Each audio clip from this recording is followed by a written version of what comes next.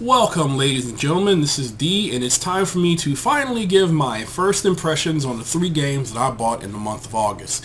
That happens to be Payday 2, Saints Row 4, and The Bureau, XCOM Declassified. I'm going to start off with Payday 2 since I bought that first.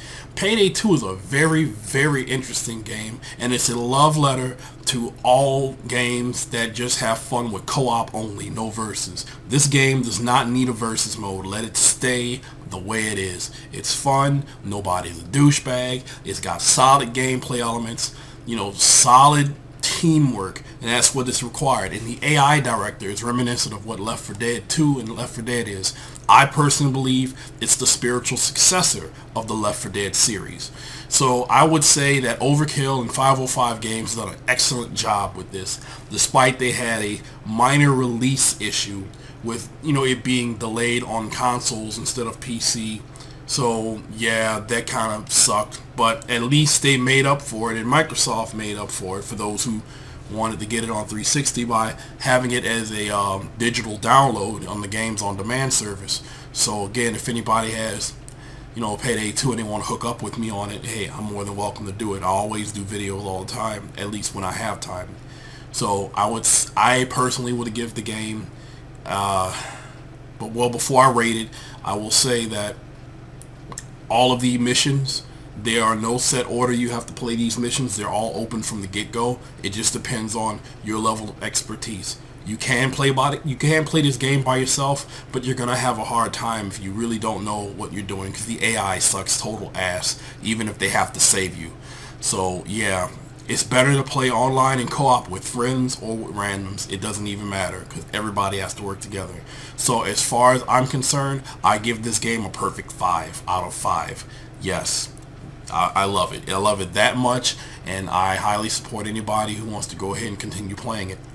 So now, with that said, we're going to move on to the next game, which will be Saints Row 4. Now, for those of you knowing, the Saints Row series needs no introduction. It is more or less a take on the open world sandbox-esque feeling of the Grand Theft Auto series. And I played the very first Saints Row alongside with Grand Theft Auto, even though I still say San Andreas was the best Grand Theft Auto ever made. And once Grand Theft Auto 5 come out, it's gonna have a serious contender in the way it's looking. But the review on Grand Theft Auto 5 is for another day. So with that said, it's Saints Row 4. The leader of the Third Street Saints, whether it's male or female, has now has saved the. This is minor spoilers here, but has saved, well, not minor spoilers, but at least a giving option of the story. The how Saints Row 4 was developed was the fact that it was supposed to be a DLC for Saints Row the Third called Into the Dominatrix, where this alien overlord named Zinyak would come to Earth and kidnap the Saints and make them go through a virtual world. It was scrapped in choice of making an entire game based on this one concept that was DLC. So in turn, it made a change to the story where you end up saving the U.S. from Cyrus, the big bad of the last Saints Row game, who ended up turning rogue and wanted to free the United States by launching a nuke at Washington, D.C. So you end up stopping the nuke, and then you become the president of the United States. And 5 years later, as you're doing what you have to do, the world gets invaded by Zinyak and gets captured. Now, I won't say any, and the Saints get captured, so I won't say anything further than that. You will have to go ahead and play the game, but overall, solid storyline, solid everything, and the fact that Keith David is in there, it's very, very, very good.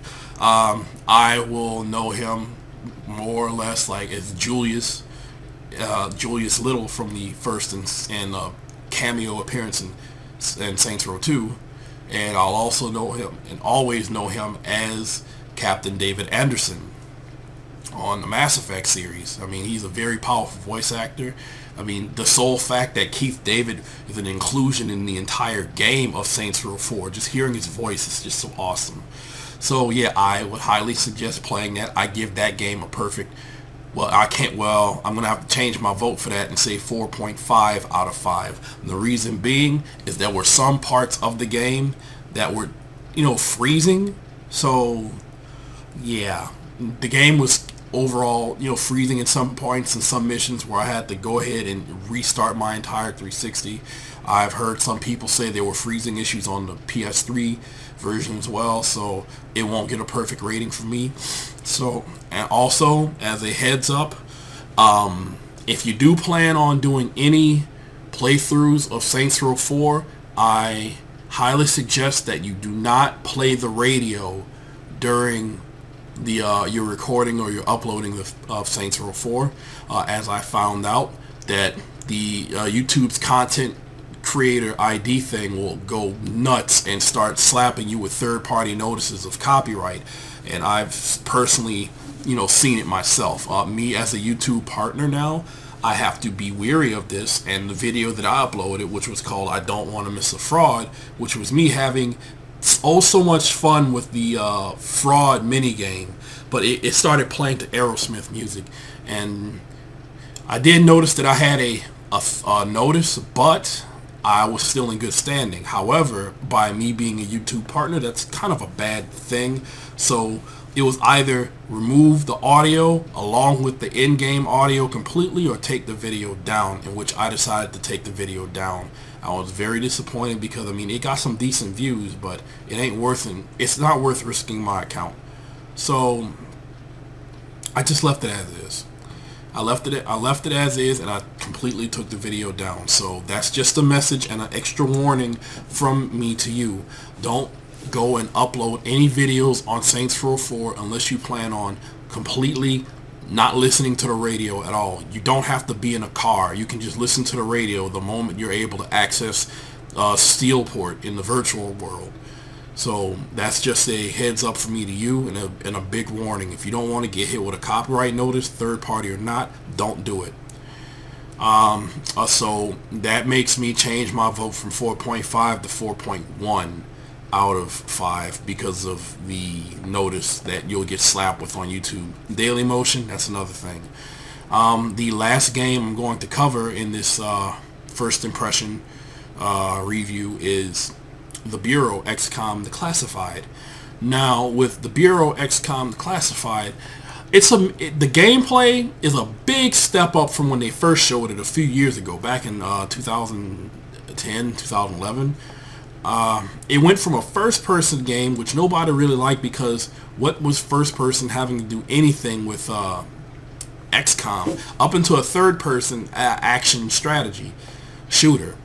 And it also had like some minor RPG elements, which honestly, that was a better decision to do it that way in third person and keep it first person. Because I'm like, I grew up playing the original XCOM games on PC, and to be frank, the first person was the worst choice. I would have taken the overhead isometric view.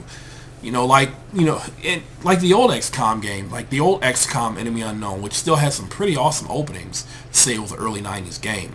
But getting back to the Bureau is a prequel to the 90s XCOM games, pretty much kicking off how the whole alien thing started in an alternate 1962 in the US, where aliens are real and they have invaded Earth. Now what they do is quite unknown at the point in time, but it plays a lot like Mass Effect, and it plays like Gears of War, and it plays like Max Payne 3. So if you played either one of those games, you'll feel right at home. But it has a little strategy to it as well.